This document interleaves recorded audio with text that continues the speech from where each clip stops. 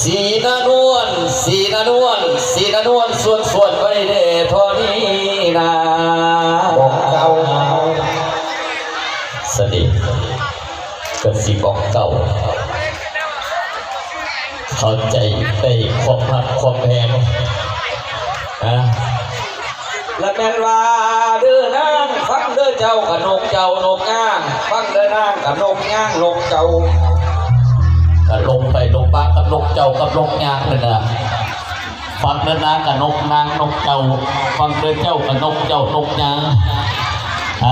สันคมมดสื่อท่านพ่อกระวงสมัคคีคมมงคมเด่นจากท่านเจ้าขอหอกคนกันแล้วกันเด้อเมื่อกี้นี่เด้อได้อบอุ่นในมวลสื่อคณะทีมงานกันเองเป็นผู้มอบครอบซุปเป็นผู้มอบเป็นความมวลสื่อ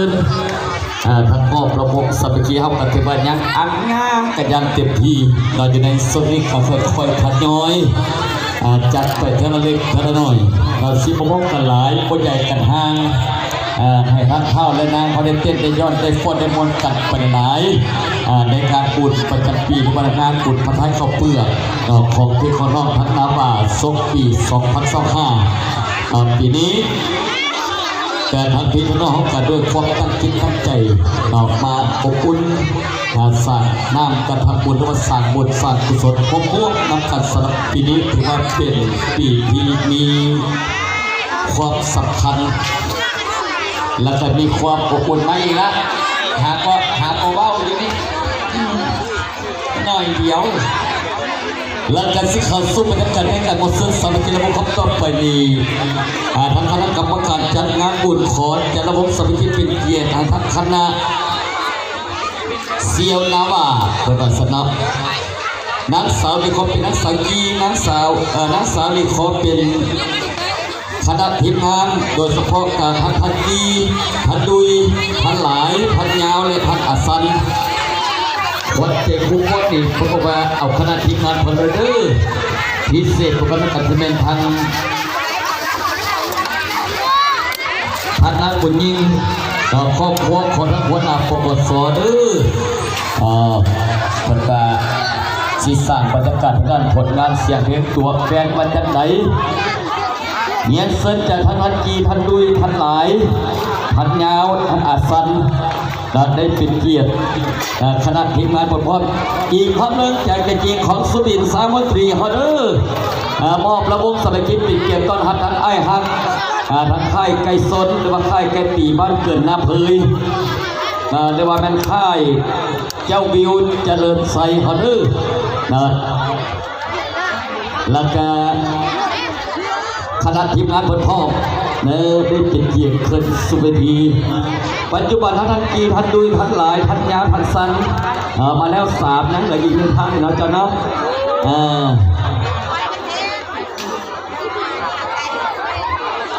หลังจากทีมงาน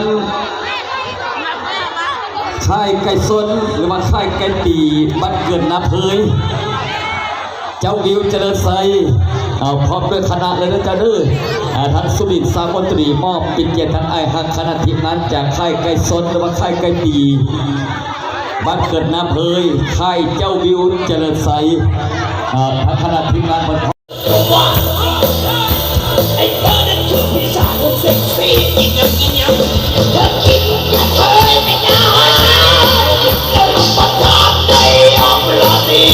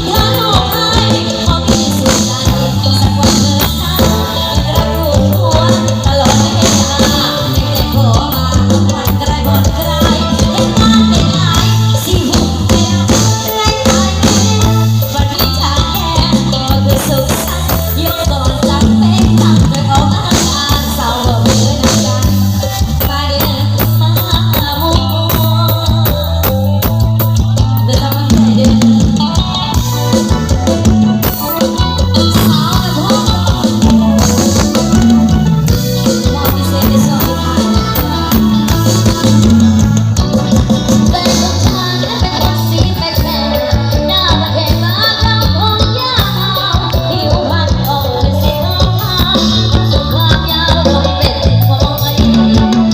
บางรักเพียงรองเท้าใส่เส้นทองบางพอดีไงเขาก็มีราศี16พอดีอายุพอประมาณวันแรกไปเจอกันที่บ้านออกมาเล่นกันเอาภาษาหน้าพ่อบรรยากาศทำให้สองต่อสองเจ้าตายืนมองขอฉันก็ถ่ายเอาจากนั้นเขาบางคนเอามาจีบฉันพาเขารีบไปบ้านไม่นานเห็นพ่อแม่เขาก็บอกสงสารเขามีการงานอยู่นี่ก็ขอความเดือดร้อนที่มันบอกเลยแลกเอาเขาไปตามที่ไหนก็ไม่มีแล้วจะลงออกสาวนะพบคนสักจะลงออกสาวนะพบคนสักนำอะไรมาน้องทำมาด้วยไอ้สีสวยไอ้สีสวยไอ้สีสวยไอ้สีสวยออกตาดูสาวนะพบว่าเรื่องอะไรไปไอ้ที่กลุ่มก็สุ่มกันมาโหมานับแต่ผู้โกมาสอนอยู่สักแมวเห็นลูกแล้วจะพบอยู่ทางใดออกวันเห็นงานใหม่ใจต้องใจจะเมื่อมา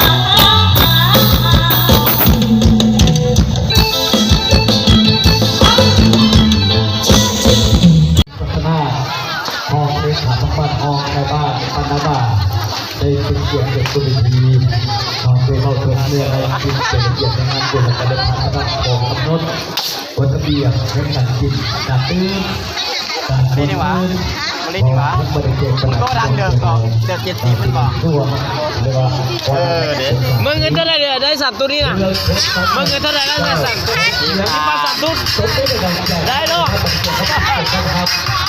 บรรยากาศห้องนี้ขาประกันห้องในบ้านนาบ่าแต่คือท่านพระเพชรศรีพัฒนาได้ติดเกียรติเพื่อก้าวเพื่อที่จะเป็นโอกาสแบบนี้เราเด็ด เอาเป็นใบเดียวแล้วไปเอาดอกสองพันบาทเอาสองบาท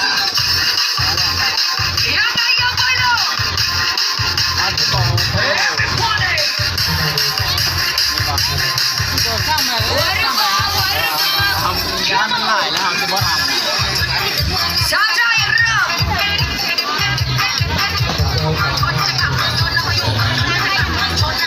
อันนี้เขาเล่นบ๊อบเป็นกันแมนลินอันตัวอันยายใส่เขาลินเป็นอยู่เหรอเพราะมัน5,000เขาถือว่าได้3ตัววะแบกซี่ฮะน่ะเอาเลือกเอาเลือกเอาอันไหนได้หมดโอ้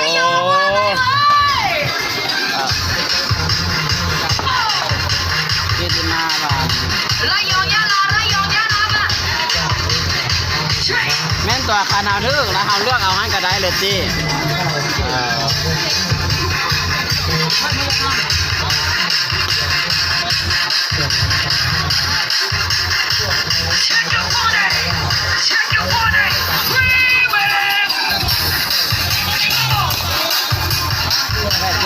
อาจารย์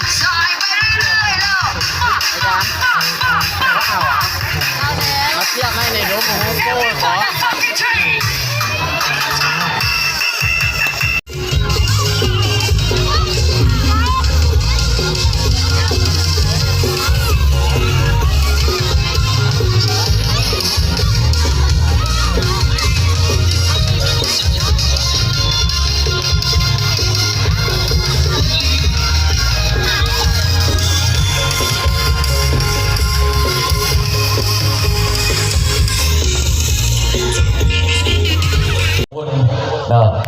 ทางการจิตใจแห่งกับทางโอกาสจะตั้งเขาได้เลยว่าพี่น้องจากทางบ้านนาบ่าเพียงเอาถือว่าเป็นอีกทีนึงที่เขานั้นได้ห่วงจิตห่วงใจจากหลายๆครอบครัวเต้าเป็นหนึ่งบ้านแล้วก็ได้สร้างบุญสร้างกุศลขึ้นแล้วก็มีการพบกันทุกปีพี่น้องบริจาคอยู่สถานที่วันนี้ก็แสดงความขอบคุณความใจจากทางบรรดาบรรดาเกียรติบรรดาญาติพี่น้องที่เขาคงจะเป็นจากทางสุภาพบุรุษจากทางสุภาพสตรีและก็จากทางพี่น้องจากหลายๆคนหลายๆที่ลักขอแสดงความผู้บุญคุณมายังทางของการแถลงข่าว วัฒนธรรมและท่องเที่ยวเราประจำเมืองตุรคมที่ได้อนุมัติให้กับทางทีมงานแขกน้อยอินเตอร์ได้มีการเสพซีกีเป่าครบงานในงานบุญประจำปีของพี่น้องแกเอาและการพบเจอกันการแสดงความขอบคุณใจจากการต้อนรับขับสู้จากทางองค์การจัดตั้งมันจะเป็นจากท่านเลขาปักบ้านในบ้านของพบเกินคณะจากการกระทำจะเป็นทางองค์การจัดตั้งมหาชนแต่ละคะแนนการเราคงจะเป็นจากทางหัวหน้าปกสสหพันธ์มิงสาวหนุ่มแนวโฮมสมาคมเป็นนักเรียนและการตลอดทอดพ่อแม่ประชาชนภายในบ้านตอนพบครอบครัวประกาศให้การต้อนรับกับสื่อการติดตามและปฏิบัติเสียงด้วยทวิตเตอร์เราปกป้องเสียงจากทันทีทันนอกเราบ้านก็14 11 31พี่น้องของคู่พี่น้องเริ่มไปในคู่แล้ววันที่2ไปที่2มีบ่วันที่2มีไปที่2 ในงานสุดมหาประเทศในท้องเปลี่ยนเป็นวันที่2ไปที่2มีคนขายปีเข้าไปละ2,300ไป5ไปกินกระชิบกระไหลเรือความรักที่ไป2,300ไป5ไปกินอีก1ห้องขออนุญาตประทับติดเกิดจากคณะพัฒนาทีมพัฒนาพร้อมเลขาทางบ้านพร้อมในบ้านทางบ้านมาได้มีเกียรติตัวดีเลข14เลข70หมายเลข7อันนี้ท่าใหญ่แก่เด้อแบบนี้เด้อโอ้พี่น้องก็2ใบละใบที่3มีบ่เอาไปแจกโทรศัพท์ทุกเป๊ปซี่แล้วกันนะ2,300ไป5ไปกินเป็นรอบห้องไปห้องไปสมมติเราปัจจุบันปัจจุบันที่เขาใช้หมอลำซุปกับงานของ